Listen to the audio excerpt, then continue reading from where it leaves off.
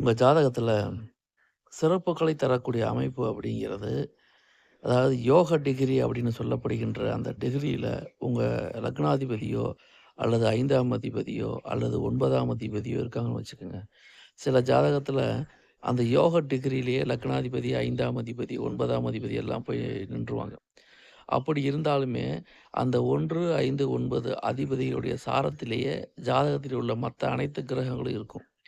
இந்த அமைப்பு உண்மையிலே ஒரு மிகப்பெரிய நன்மைகளை தரக்கூடிய எல்லாத்துக்கும் இந்த மாரிலாம் அமையாது.